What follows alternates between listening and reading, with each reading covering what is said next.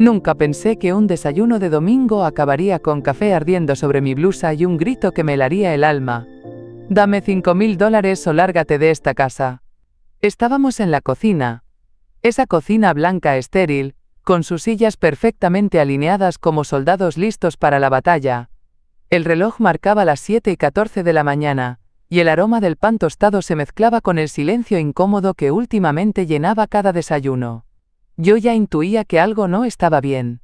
Lo había sentido desde hacía meses, pero ese día se rompió todo. No, Leo, dije con calma, cortando mi pan. No puedes usar mi tarjeta de nuevo. Mi nieto levantó la vista como si no entendiera. Megan, mi hija, dejó la cuchara a medio camino del café. Silencio. 1 segundo. 2. Y entonces estalló. ¿Cómo que no? Megan gritó con una furia que parecía tener años acumulada.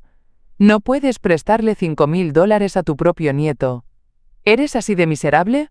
Mi mano tembló ligeramente, pero no respondí. Ya no. No es un préstamo. Ya se han hecho muchos.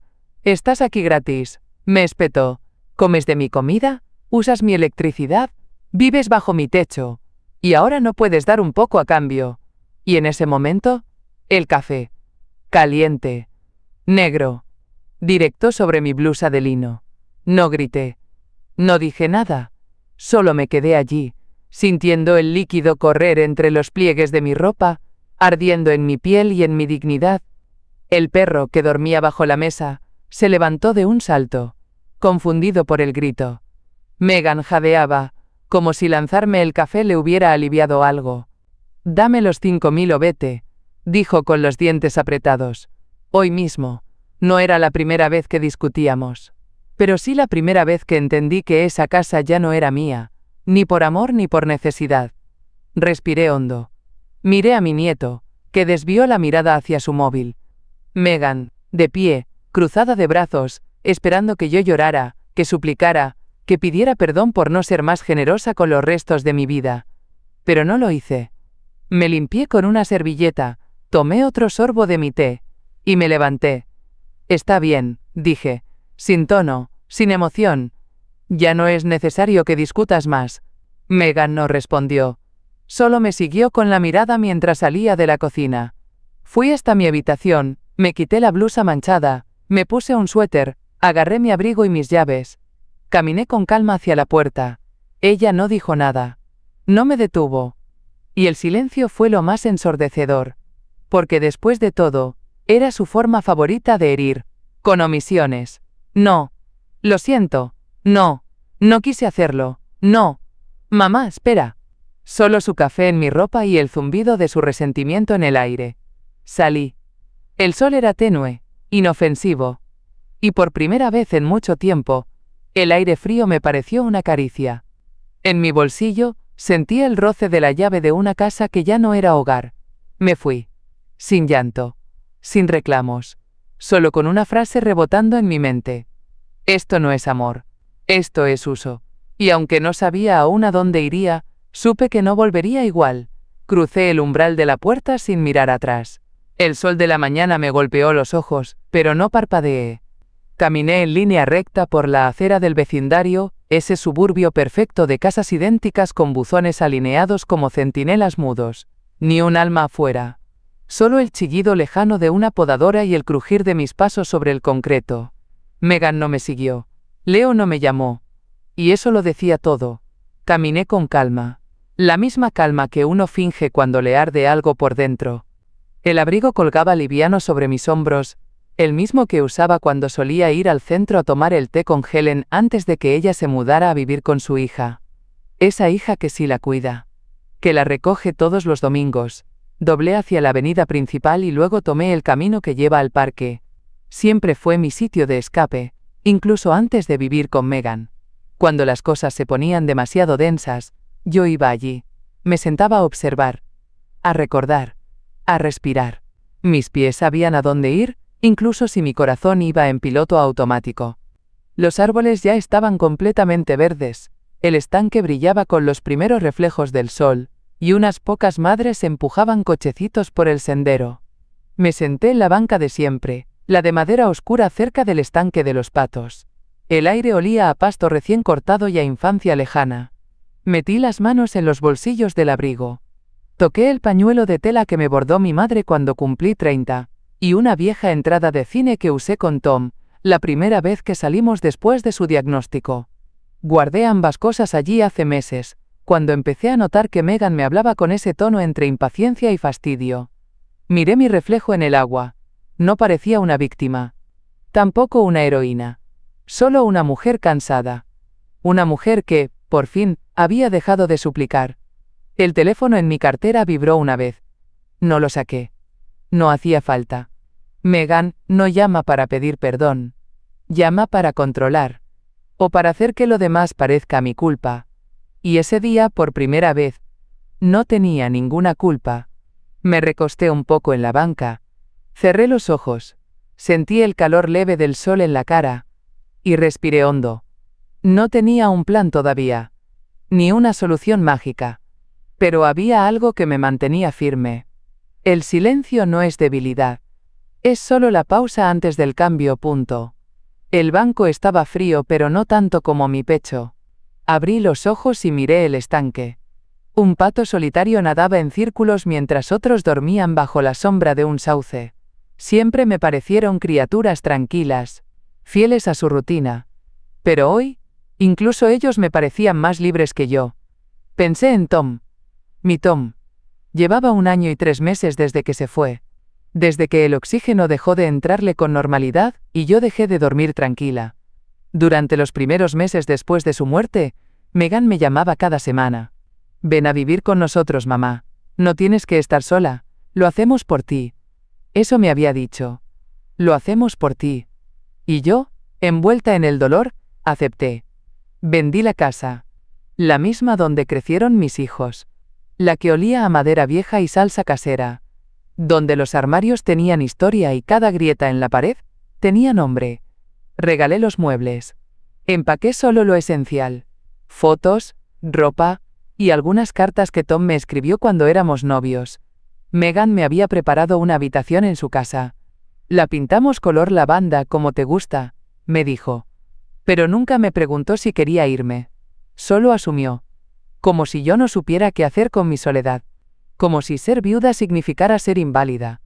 Al principio todo parecía una buena idea. Me cocinaban 1 vez por semana. Leo me saludaba con un hola desde su cuarto cuando no tenía los auriculares puestos. Megan me hacía preguntas sobre mi salud pero sin esperar respuestas. Solo para llenar silencios. Y poco a poco, cada conversación giraba en torno al dinero. Mamá, ¿te alcanza con tu pensión? Mamá, ¿podrías prestarnos para el dentista de Leo? Mamá, ¿puedes ayudarnos con el auto? Solo por este mes. Yo decía que sí. Siempre sí. Porque es mi hija. Porque tenía miedo de ser vista como una carga si decía que no. Pero esta mañana, después del café, después del grito, después de los $5.000, por primera vez lo pensé con claridad. ¿Y si nunca se trató de amor? ¿Y si lo de no queremos que estés sola era otra forma de decir, queremos tener acceso a tu cuenta bancaria? Me dolía pensar eso. Me partía. Porque me obligaba a ver todo con otros ojos. Cada gesto, cada favor, cada gracias que ahora sonaba a cálculo. Yo no fui una madre perfecta. Pero nunca usé a mis hijos para beneficio propio. Trabajé turnos dobles para que Megan pudiera ir a la universidad. Vendí mis anillos para pagar el primer año de escuela privada de Leo. Lo hice por amor. No por control. Y ahora estaba sentada en un parque, con la ropa manchada de café, preguntándome en qué momento el amor se volvió moneda de cambio. Metí la mano en mi cartera y toqué la libreta de ahorros que siempre llevaba, como amuleto. No la abrí todavía. No tenía fuerzas. Pero sabía que debía hacerlo. Porque si me estaban usando quería saber hasta qué punto. Respiré hondo. Un pato graznó cerca. Y me dije algo que sonó como una promesa. Ya no voy a mendigar cariño con cheques. La biblioteca olía igual que siempre, a papel viejo, a polvo, a algo que ya no está de moda.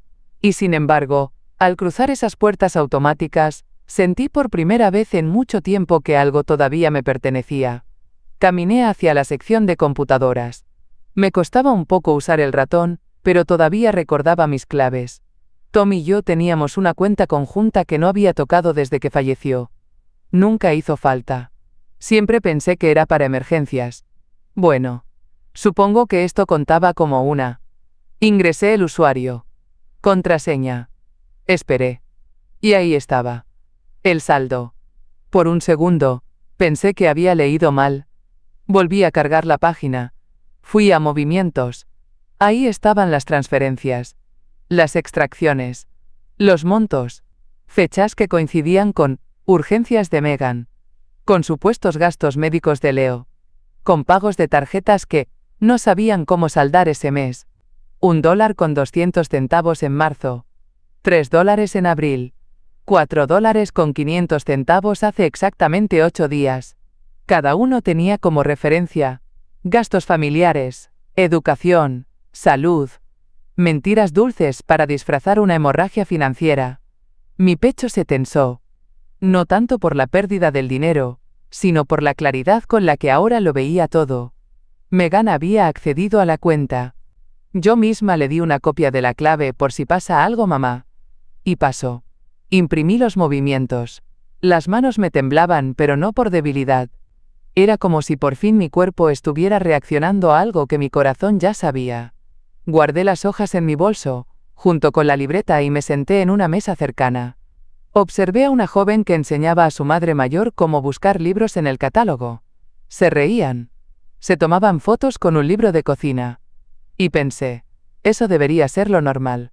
No lo que yo estaba viviendo. Saqué una hoja de papel y escribí una frase. Amaban mi dinero más que a mí. No necesitaba que nadie más lo confirmara.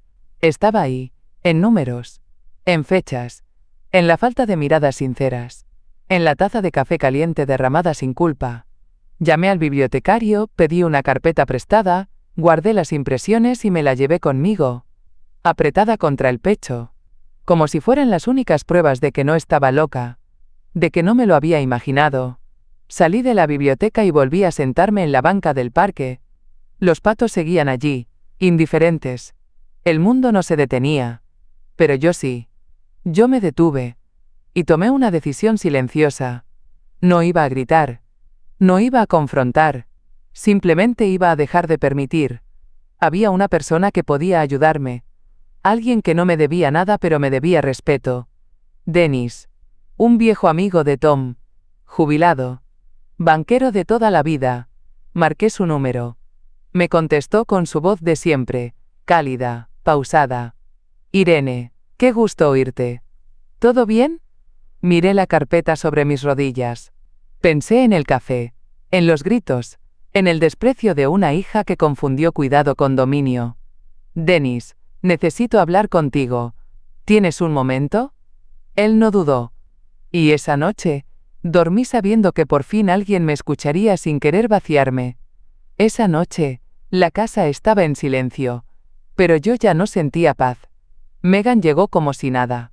Dejó el bolso sobre el sofá, se quitó los zapatos en la entrada como si fuera un día cualquiera. Leo bajó a los pocos minutos, con su sudadera favorita, esa que siempre huele a desinterés. Yo estaba en mi rincón del comedor, con la lámpara encendida, bordando. Pero mis oídos estaban más atentos que mis manos. Entonces, ¿cuándo empezamos?, preguntó Leo mientras abría una bolsa de papas fritas. Tranquilo, dijo Megan. Primero voy a hablar con el del coworking para ver si nos deja usar el espacio, sin pagar por adelantado. Con el dinero de mi mamá ya tenemos la mitad para empezar. Y la otra mitad va a caer sola. Ella cree que vamos a usarlo para tus clases. Y si se niega, ya veremos cómo presionarla. ¿No viste cómo reaccionó esta mañana? La manipulamos un poco más y cae redondita. Casi solté la aguja. Pero no lo hice. Mi respiración siguió estable. Mi rostro, sereno. Solo mis nudillos apretaban la tela con un poco más de fuerza. No me vieron. Ni sospecharon. Ni siquiera se molestaron en bajar la voz. Me pregunté por qué. ¿Por qué esa naturalidad al hablar de mí como si fuera un cajero automático con piernas? Como si no tuviera historia, ni memoria, ni voluntad. Terminaron de hablar en 5 minutos. Megan subió a ducharse. Leo volvió a encerrarse en su cuarto. Y yo me quedé sola, con el zumbido del televisor encendido en el fondo. Fui a la cocina. Preparé una taza de té de manzanilla. Me temblaba el pulso al sostener la tetera. No de miedo. De decepción pura. Fui hasta mi habitación y cerré la puerta con cuidado. Busqué el número de Dennis en mi celular y le escribí un mensaje. ¿Podemos vernos mañana? Tengo los papeles. Gracias por estar. A los pocos segundos, respondió. Por supuesto. Te paso la dirección de la cabaña. Tómate el tiempo que necesites. Aquí hay espacio y tranquilidad. Tranquilidad. ¿Qué palabra extraña en este contexto? Me senté en la cama. Saqué la carpeta con los extractos bancarios. Los revisé uno por uno. Subrayé montos. Escribí notas al margen. Ya no había duda. Ellos sabían lo que hacían. Y yo también. Guardé todo en mi bolso. Me senté frente al espejo. Me miré largamente. El reflejo no mostraba ni rencor ni odio. Solo una calma nueva. La de quien empieza a caminar sin permiso. Me acosté esa noche sin apagar la lámpara. Escuché cada ruido de la casa como si ya no me perteneciera. Y supe, con una certeza incuestionable, que era hora de irme. No para que ellos aprendieran una lección, sino para que yo pudiera vivir en paz. Al día siguiente, salí temprano. Nadie me preguntó a dónde iba. Ni Megan ni Leo. Para ellos, yo era parte del mobiliario. Prescindible. Silenciosa. Tomé el autobús hacia el lago. Hacía años que no visitaba la cabaña de Dennis, pero aún recordaba el olor de las tablas viejas y el crujido del porche al pisar. Él me esperaba afuera, con una taza de café en la mano. Su sonrisa era la misma de siempre. Pero en sus ojos había algo nuevo, preocupación verdadera. «Estás más flaca», me dijo, como saludo. «Y tú más directo». Nos reímos. Fue la primera vez en semanas que mi risa no sonó forzada. Entramos. La cabaña seguía igual, cálida, acogedora, llena de libros mal acomodados y cuadros torcidos que su esposa, ya fallecida, jamás logró enderezar. Me ofreció asiento y me sirvió café sin preguntar si quería. «Traje esto», dije, entregándole la carpeta. Él la abrió con la delicadeza de quien ya sospecha lo que va a encontrar. Revisó los papeles en silencio. Tomó apuntes. Sus cejas se fruncían más con cada página. «Tenías razón en llamarme», dijo al final. «Esto no es solo una mala racha. Es abuso financiero. Y deliberado». Asentí. Me sentí validada. Como si por fin alguien más estuviera viendo lo que yo veía cada día.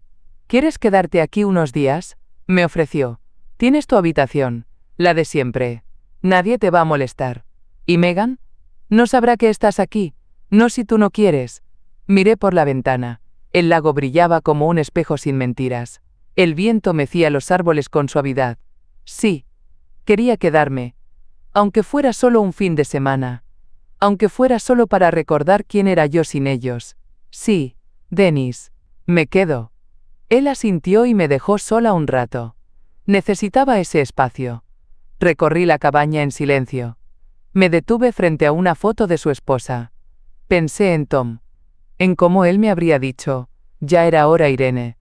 En cómo me habría defendido con esa calma suya, ese tono pausado que imponía respeto sin levantar la voz. Volví al salón. Dennis ya estaba con el portátil abierto, tecleando. «Vamos a abrir una cuenta nueva. Separada. Nadie más tendrá acceso. También hablaremos con una abogada de confianza.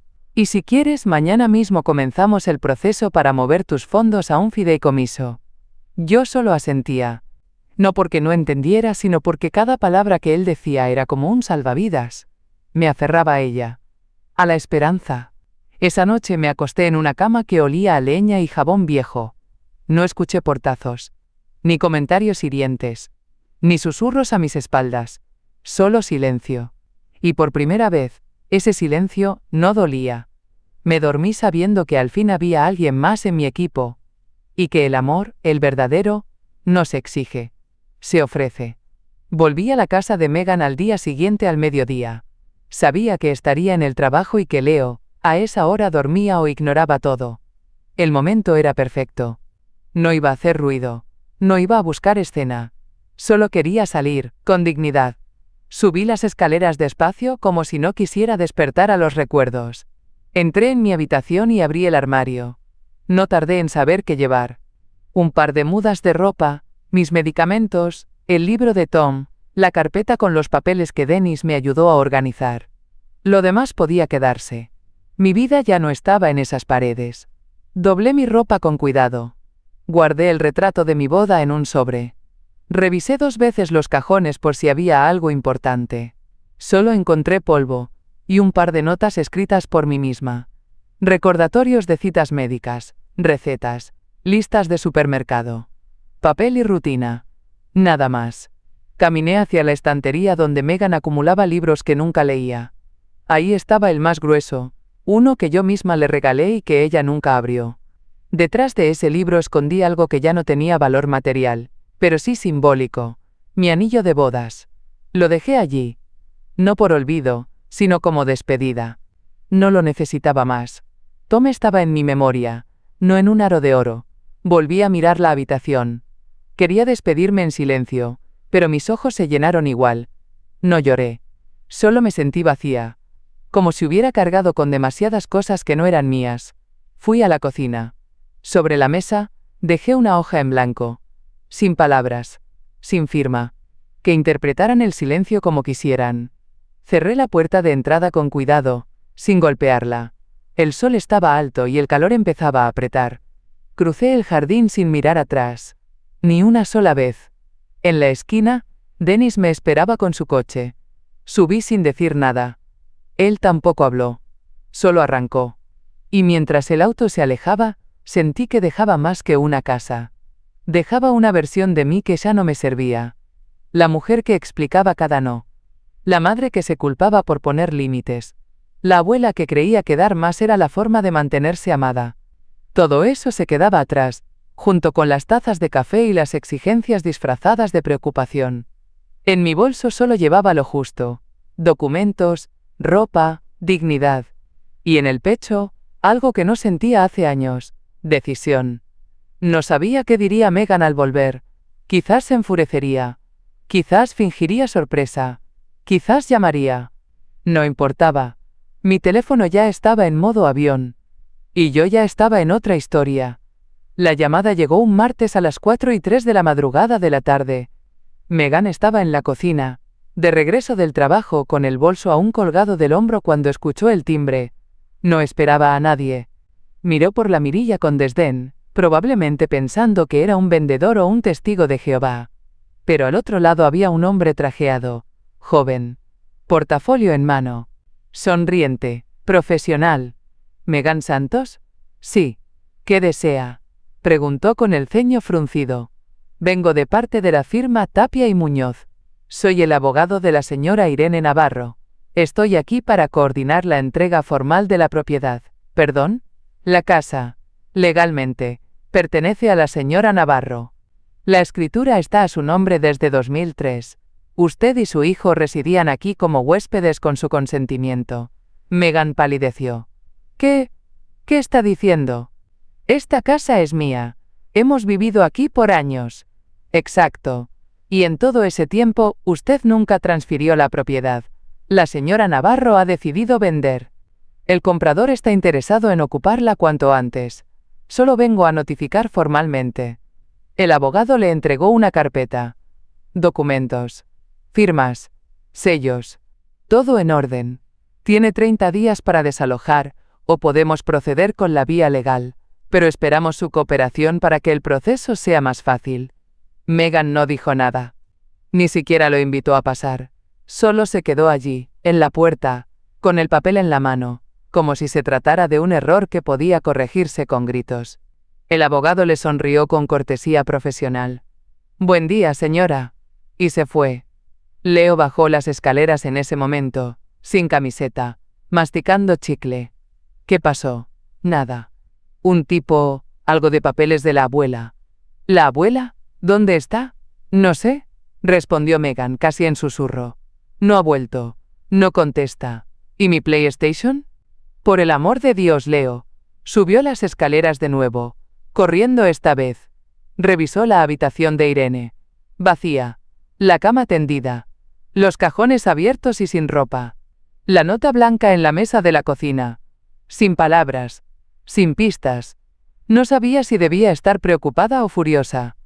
Pero lo que sí sabía, lo que sintió como una bofetada inesperada, fue la certeza. Irene se había ido. Y no pensaba volver. La casa ya no era suya. Nunca lo fue. Solo se acostumbró a tratarla como propiedad porque la dueña jamás había reclamado. Hasta ahora. Y lo peor de todo, era que no tenía a quién culpar. Porque Megan había arrojado el café. Megan había dicho, vete. Megan había abierto la caja de Pandora sin pensar que, esta vez, el final no lo dictaría ella. Marcó el número de Irene 5 veces seguidas. Nada. Llamada rechazada. O bloqueada. No estaba segura. Volvió a intentarlo desde el teléfono de Leo. Mamá, deja eso ya, protestó él. ¿Por qué no me dijiste que la casa no era nuestra? Megan no respondió. Su cara estaba roja. Los ojos vidriosos. Como si por fin algo se hubiera roto por dentro. Algo que creía irrompible.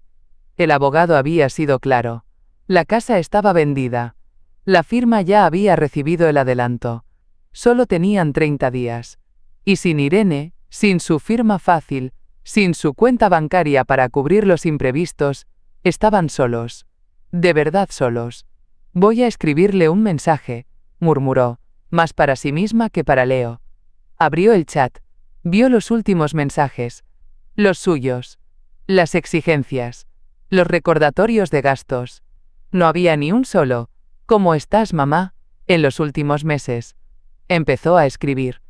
Mamá, por favor, solo quiero hablar. No entiendo lo que está pasando. Estoy preocupada por ti. Lo leyó 3 veces, antes de borrarlo todo. Sabía que no estaba preocupada por Irene. Estaba preocupada por perder el control. Por tener que pagar la hipoteca del nuevo auto. Por el colegio de Leo. Por no tener a quien echarle la culpa ahora que Irene se había ido. Volvió a mirar la nota en blanco que Irene había dejado en la cocina. No decía nada. Pero el silencio pesaba más que cualquier carta de despedida. ¿Qué vamos a hacer? Preguntó Leo desde el marco de la puerta. Megan lo miró. No tenía respuestas. Solo una rabia muda que no encontraba salida. Voy a buscarla. Tiene que estar con alguien. No desaparece así sin más. Tomó el auto y manejó sin rumbo fijo. Pasó por la biblioteca. Por el centro.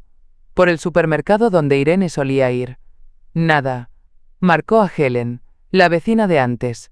¿Sabes algo de mi madre? No. Pero si no te ha llamado es porque no quiere que la encuentres. Respondió Helen sin rodeos. El tono de esa mujer la irritó. ¿Quién se creía? Pero colgó. Porque en el fondo, sabía que Helen tenía razón. La buscó en redes sociales.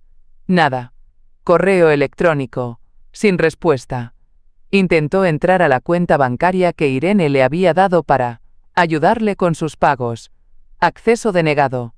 Megan sintió por primera vez el verdadero sabor del abandono. No era solo que Irene no estuviera, era que ya no estaba disponible. Ni emocional ni financieramente. Y el vacío que eso dejaba, no era un hueco, era un espejo. Porque al final, lo que más dolía no era perder el dinero. Era descubrir que Irene sí podía irse. Que su silencio no era sumisión. Era estrategia. Megan apagó el auto. Se quedó sentada con las manos en el volante. No lloró. Solo miró al frente, aturdida. Y muy, muy sola. La cabaña de Dennis tenía una vista al lago que parecía sacada de un cuadro. Ese primer día, cuando llegamos con mis pocas pertenencias, él me mostró el cuarto que siempre había sido de invitados. Pero ahora era mío. No por cortesía, sino por decisión. Dejé mi bolso en la silla, saqué la ropa y la guardé en los cajones. Pocas cosas. Suficientes. Me senté en la cama. El colchón era firme, las sábanas limpias.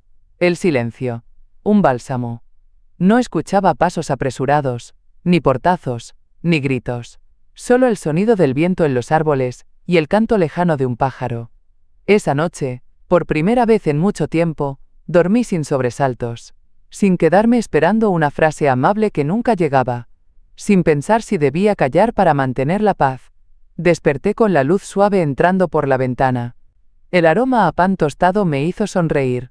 Dennis cocinaba como si llevara décadas esperando una excusa. No tienes que hacerlo, le dije al entrar a la cocina. Y tú no tienes que agradecer, respondió. Desayunamos en silencio, pero no de esos incómodos. Era un silencio de presencia. De compañía sin exigencia. Después del desayuno, salí al porche. Llevaba meses sin tocar los pinceles. Ni siquiera había pensado en pintar desde que Megan me dijo: «Eso es una pérdida de tiempo, mamá». Pero ahí estaba la caja de acuarelas que Dennis había rescatado de mis cosas años atrás. El bloc de papel. Los pinceles gastados. Todo esperándome. Me senté en una silla junto al ventanal, con el lago de fondo, y mojé el pincel. La primera pincelada fue torpe. La segunda, más segura. Y luego, sin darme cuenta, estaba otra vez ahí. Yo. Irene. La mujer que pintaba flores en sobres, que mezclaba colores como quien mezcla recuerdos. Las horas pasaron sin que me diera cuenta. Cuando levanté la vista, el sol ya se deslizaba por el agua y mis manos estaban manchadas de verde y azul. El cuadro no era perfecto. Pero era mío. Dennis pasó y se detuvo detrás de mí. «¿Eso es lo que veo?» «Sí», dije, limpiándome las manos. Volví a pintar. Él no respondió. Solo me dio una palmadita suave en el hombro y siguió su camino. Esa tarde, mientras tomaba un té frente al lago, me di cuenta de algo importante.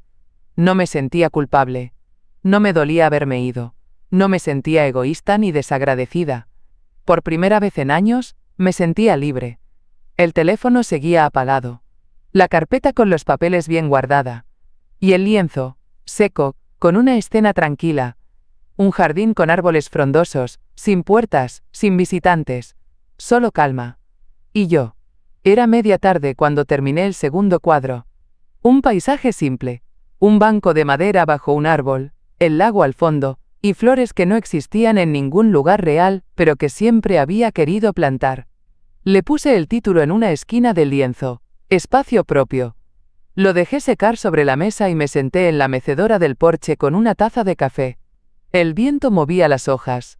El sol atravesaba las ramas y hacía brillar el agua en tonos dorados. Y por alguna razón, esa escena me llevó atrás. 6 años atrás. La última vez que Megan me abrazó de verdad. Fue una tarde gris, después del funeral de Tom. Ella se quedó conmigo un par de horas. Me trajo una sopa instantánea y me ayudó a guardar la ropa de él en bolsas. En un momento, me tomó la mano. «Tú vas a estar bien, mamá». Y me abrazó. Ese fue el último gesto sincero que recuerdo. Todo lo demás, con los años, se volvió necesidad, exigencia, manipulación. Y ahí, sentada entre el viento y el silencio, lo admití. No me vieron nunca como madre. Me vieron como recurso. Recordé cada vez que me llamaron solo para pedirme algo. Cada vez que, en lugar de «¿Cómo estás?», recibí una lista de cosas pendientes. Cada vez que cociné, y no se sentaron. Cada vez que les regalé algo y ni siquiera fingieron sorpresa. Antes me decía que era la forma moderna de querer. Que estaban ocupados. Que eran otros tiempos. Pero ahora, sin el ruido, sin la presión, lo vi claro. No era amor. Era costumbre. Y yo confundí su presencia con afecto, sus favores con cariño, sus mensajes secos con preocupación. No lloré. No esta vez. No había lágrimas que sirvieran. Solo esa claridad helada que llega cuando una ya no necesita más pruebas. Saqué una hoja del cuaderno y escribí: «Nunca fui madre. Fui funcional. Nunca fui abuela. Fui excusa. Y ahora que ya no me necesitan, resulta que ya no me extrañan. Pero yo sí me echo de menos. A mí, a la que fui antes de dudar de mi propio valor». La doblé. La guardé junto a los papeles del banco. Dennis me llamó desde la cocina. «¿Quieres cenar algo liviano? Lo que prepares estará bien», respondí. «¿Y después?» «Después, pintaré otra vez». Y lo hice. Elegí colores más brillantes. Verdes vivos, amarillos suaves. Colores que no usaba desde que Megan me dijo que mis cuadros eran muy nostálgicos. Mientras pintaba, pensaba: tal vez no vuelva a tener una familia como la que soñé. Tal vez no recupere los años entregados sin medida. Pero ya no estoy sola. Estoy conmigo. Y eso, ahora lo sé, es suficiente. Denise me llevó a la oficina de una mujer llamada Lucía Delgado, abogada especializada en protección de adultos mayores, serena, directa, de esas personas que no necesitan levantar la voz para que se entienda todo. Me ofreció té, como si supiera que no me gusta el café de oficina, y antes de hablar me miró, no como Megan, no como alguien que evalúa cuánto puedes dar. Me miró como quien entiende que lo más valioso que uno trae no es la cuenta bancaria sino el silencio que ha soportado. Le entregué la carpeta. Ella la revisó en silencio. Tomó notas. Me hizo preguntas cortas.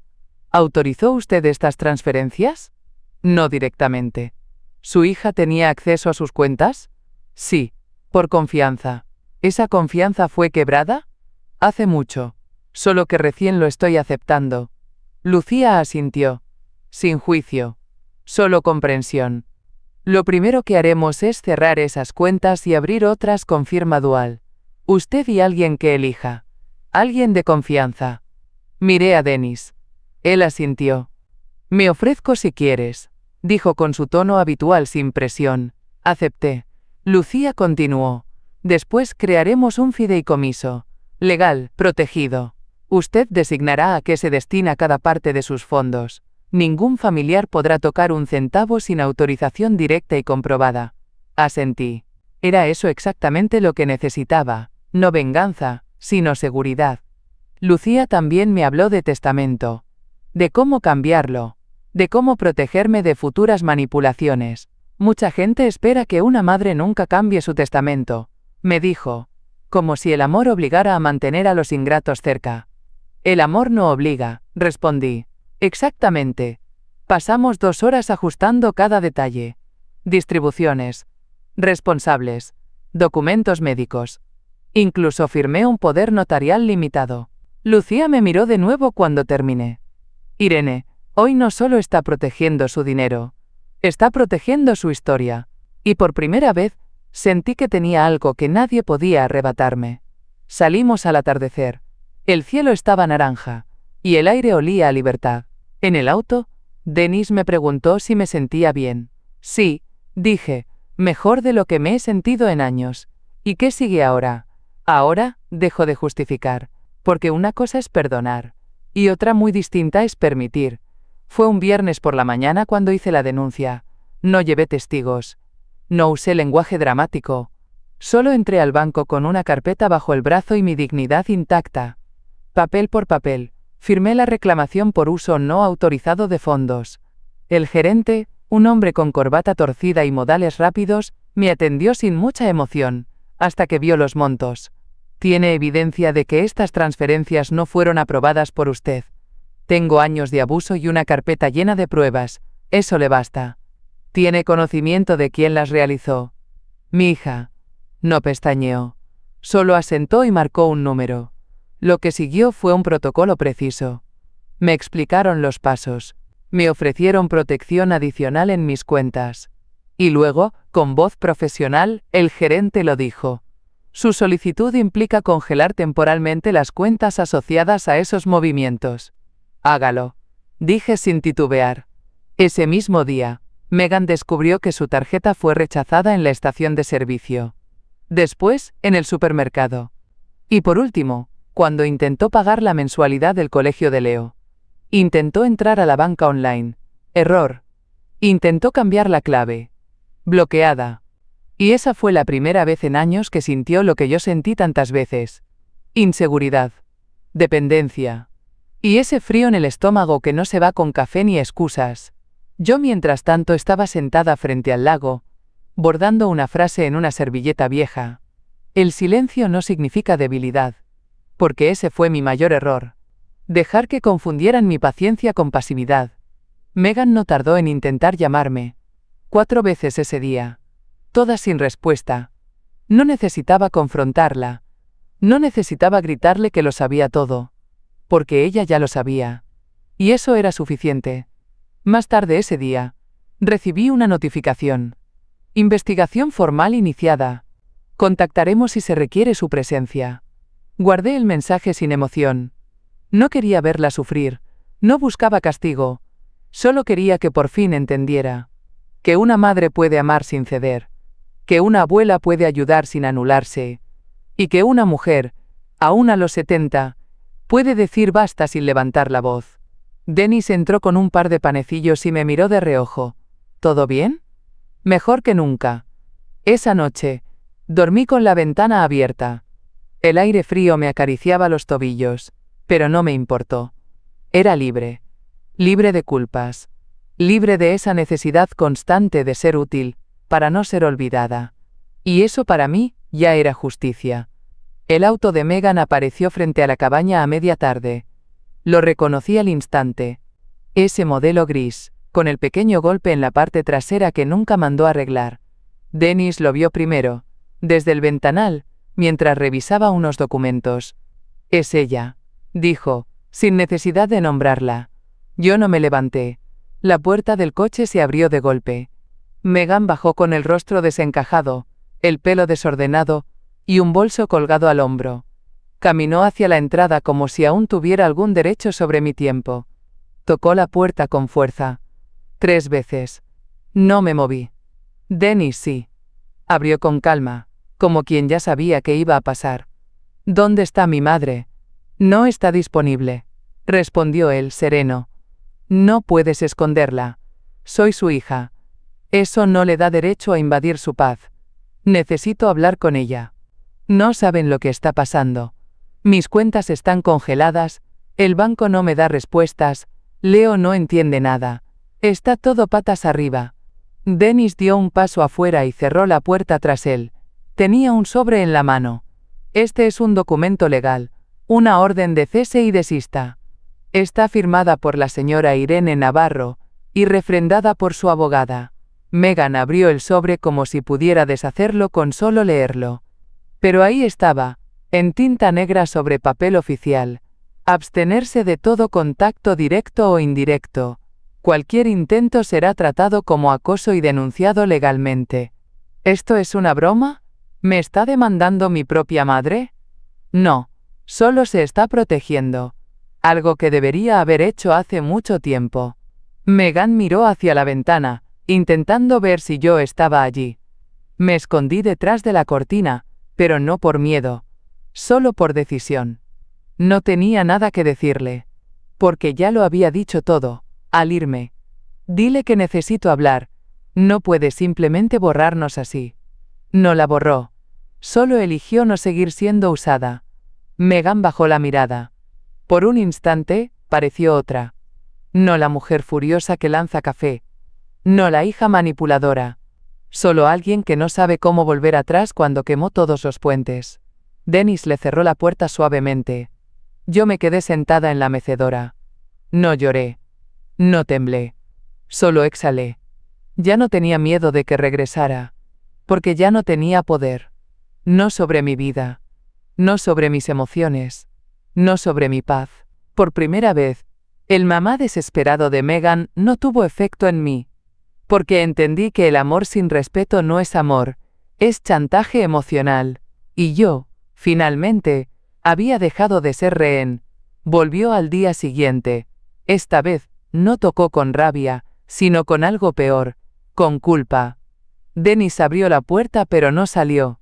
Yo, desde adentro, decidí enfrentarla. No por reconciliación, solo por cierre. Salí con paso firme. Megan levantó la vista como si acabara de ver un fantasma. Estaba más demacrada, los ojos hinchados, la boca temblorosa. Mamá, habla, dije, sin dulzura. No sabía que esto iba a llegar tan lejos. Me equivoqué, mucho, pero estaba desesperada. Leo tenía necesidades. Yo pensé que era normal vaciarme las cuentas. No, yo solo quería ayudarlo. Pensé que después te repondría, pero se fue de las manos. ¿Y tirarme café también fue por desesperación? Se quedó en silencio. Miró al suelo. No había discurso preparado para eso. ¿Sabes qué es lo peor, Megan? Seguí.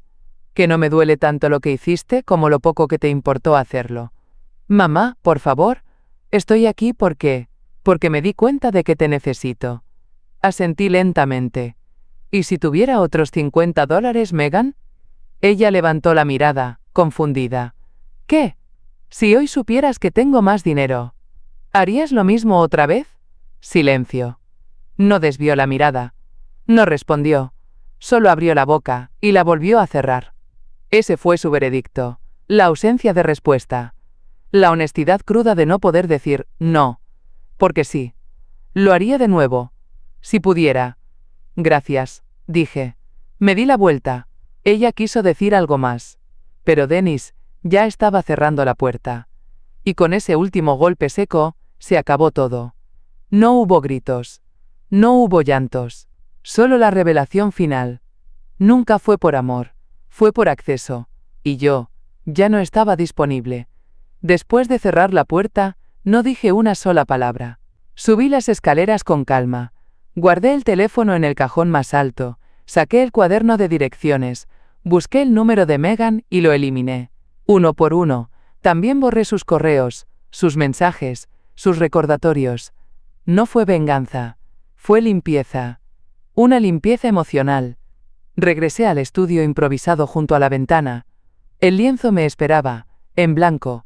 El pincel, seco. Era el momento perfecto para pintar la última pieza. Elegí colores suaves. Verde musgo. Azul cielo. Un toque de lavanda. Y pinté un jardín.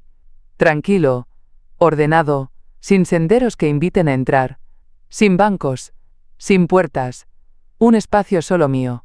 Cada pincelada era una afirmación silenciosa. No necesito ser útil para existir. No tengo que aguantar para pertenecer. No estoy sola. Estoy conmigo. Dennis pasó por la puerta, me miró sin interrumpir. Sabía que ese cuadro era distinto. Cuando terminé, firmé con mis iniciales. No como madre, ni como abuela, ni como víctima. Solo como Irene. Colgué la pintura en la pared. Me alejé unos pasos para observarla. Y sentí algo nuevo. Cierre. Ya no había preguntas sin respuesta. Ya no había deseos de confrontación. Solo una calma que no pedía explicaciones. La casa estaba silenciosa, como siempre, pero ya no me dolía ese silencio. Era mío. Leo no llamó. Megan no insistió. Y eso también fue una respuesta.